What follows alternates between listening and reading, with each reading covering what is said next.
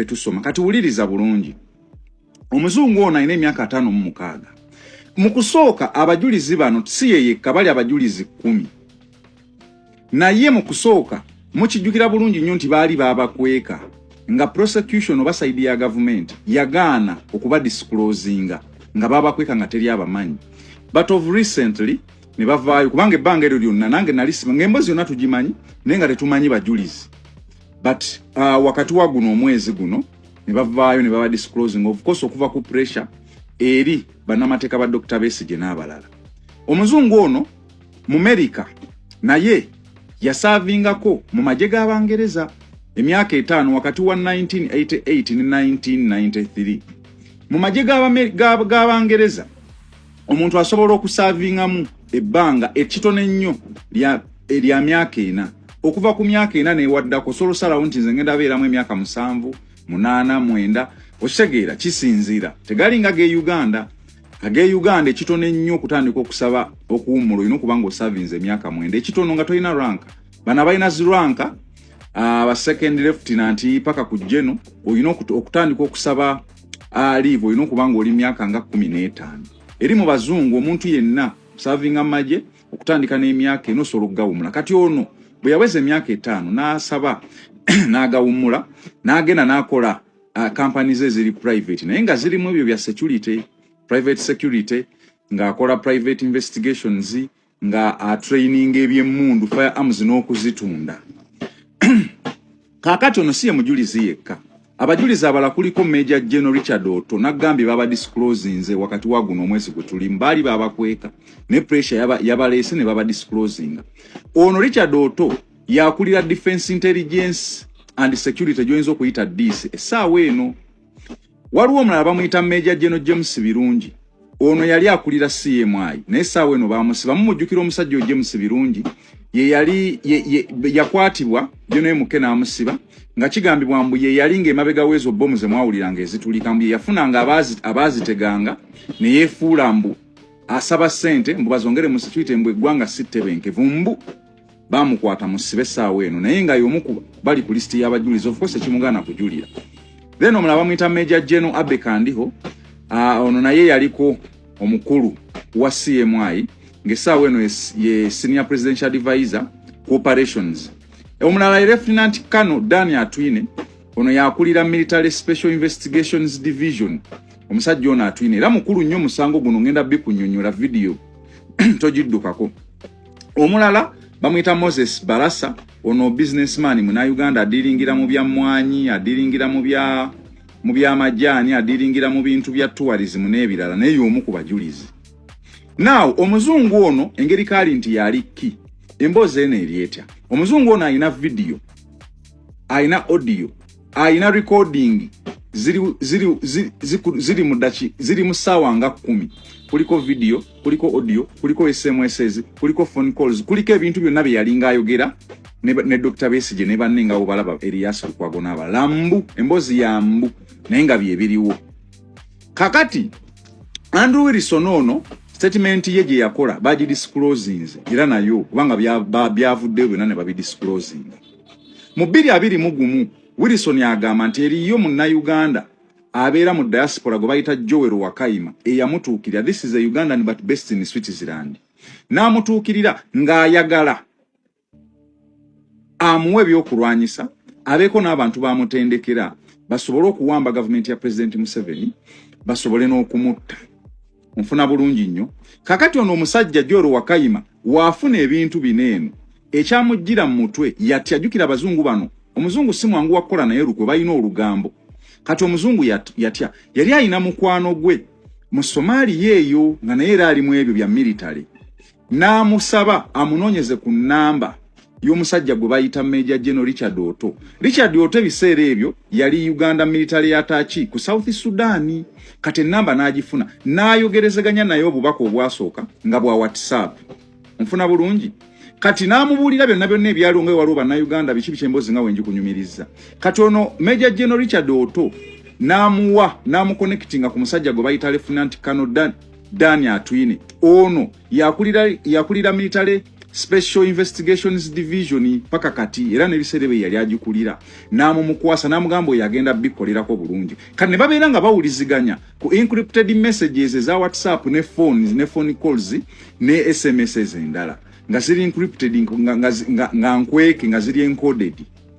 ne bamusaba abantu abo asigale nga alaga nti ali nabo wabula bere informant wa CMI 221 kati wane ebintu byonna we byatandikira.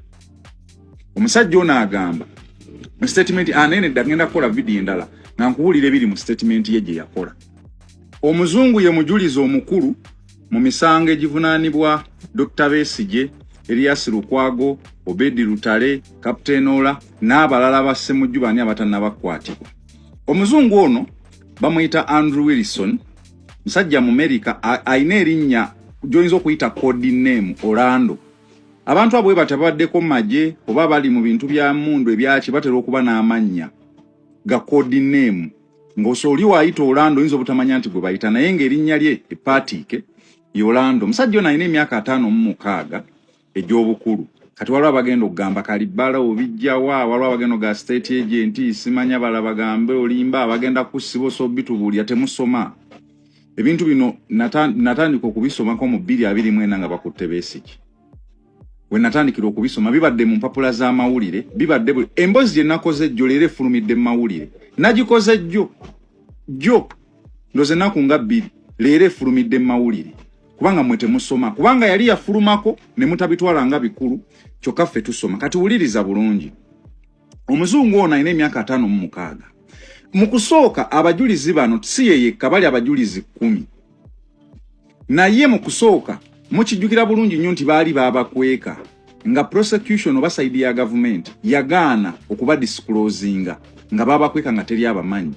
But of recently ne bavaayo kubanga ebbanga eryo lyonna nange nalisima ng'embozi yonna tugimanyi naye nga tetumanyi bajulizi. But wakati wa guno omwezi guno ne bavaayo ne baba disclosing of course okuva ku pressure eri bannamateeka ba Dr. Besigye n'abalala. Omuzungu ono mu America naye yasavingako mu maje g'Abangereza emyaka 5 wakati wa 1988 ne 1993. Mu maje g'Abangereza omuntu asobola okusavingamu ebbanga ekitone nnyo lya myaka 4 okuva ku myaka 4 newaddako solosalawo nti nze ngenda beeramu emyaka 7 8 9 osegeera kisinzira tegalinga ge Uganda. Age Uganda ekitone nnyo kutandika okusaba okuwumula ino kubanga osavinze emyaka 9 ekitono nga toyina rank bana bayina ziranka aba second lieutenant paka ku general oyina okutandika okusaba leave oyina kubanga oli myaka nga 15 eri mu bazungu omuntu yenna serving amaje okutandika n'emyaka eno solo gawumula. Kati ono bwe yaweze emyaka 5 n'asaba n'agawumula n'agenda n'akola companies eziri private naye nga zirimu ebyo bya security private security nga akola private investigations nga training eby'emmundu firearms n'okuzitunda. Kakati ono siye mujulizi yekka. Abajulizi abala kuliko Major General Richard Otto nagambye baba disclosing wakati wa guno omwezi gwe tuli mbali babakweka ne pressure yabalese ne baba disclosing. Ono Richard Otto yakulira Defense Intelligence and Security joyinza okuyita DC essaawa eno. Waliwo omulala bamuyita Major General James Birungi ono yali akulira CMI naye essaawa eno bamusiba mumujjukira omusajja James Birungi ye yali yakwatibwa byonaye mukena amusiba nga kigambibwa mbu ye yali ng'emabega wezo bomu ze mwawuliranga ezitulika mbu yafunanga abaziteganga ne yeefuula mbu asaba ssente mbu bazongere mu security mbu eggwanga sittebenkevu mbu bamukwata musibe essaawa eno naye nga y'omu bali ku listi y'abajulizi of course ekimugaana kujulira. Then omulala bamuyita Major General Abe Kandiho ono naye yaliko omukulu wa CMI ng'essaawa eno ye Senior Presidential Advisor ku operations. Omulala Lieutenant Colonel Daniel Atwine ono yakulira Military Special Investigations Division. Omusajja ono Atwine era mukulu nnyo musango guno ngenda bikunnyonnyola video togiddukako. Omulala bamuyita Moses Barasa ono businessman muna Uganda adiringira mu bya mwanyi adiringira mu bya majani adiringira mu bintu bya tourism n'ebirala naye y'omu ku bajulizi. Now omuzungu ono engeri kali nti yali ki emboze ene eryetya. Omuzungu ono ayina video ayina audio ayina recording ziri mudachi ziri musawa nga 10 kuliko video kuliko audio kuliko SMS kuliko phone calls kuliko ebintu byonna bye yalinga ayogera ne Dr. Besigye ne banninga abo balaba Elias Lukwago lambu embozi ya mbu nenga byebiriwo kakati Andrew Wilson ono statement ye gye yakola baji disclosing era nayo kubanga byavudde bwe nane babi disclosing mu 2021 Wilson yagamba nti eriyo munna Uganda abeera mu diaspora go bayita Joel Wakaima eyamutuukirira this is a Ugandan but based in Switzerland n'amutuukirira ng'ayagala amuwe byokulwanyisa abeeko n'abantu bamutendekera basobole okuwamba government ya President Museveni basobole n'okumutta nfuna bulungi nnyo kakati ono omusajja Joel Wakaima waafuna ebintu bineeno ekyamujjira mu mutwe yatyajukira abazungu bano omuzungu si mwangu wakola naye lukwe bayina olugambo kati omuzungu yatya yali ayina mukwano gwe mu Somalia eyo nga naye era ali mu ebyo bya military n'amusaba amunoonyeze ku namba y'omusajja gwe bayita Major General Richard Otto ebiseera ebyo yali Uganda military attache ku South Sudan kati namba n'agifuna n'ayogerezeganya naye obubaka obwasooka nga bwa WhatsApp nfuna bulungi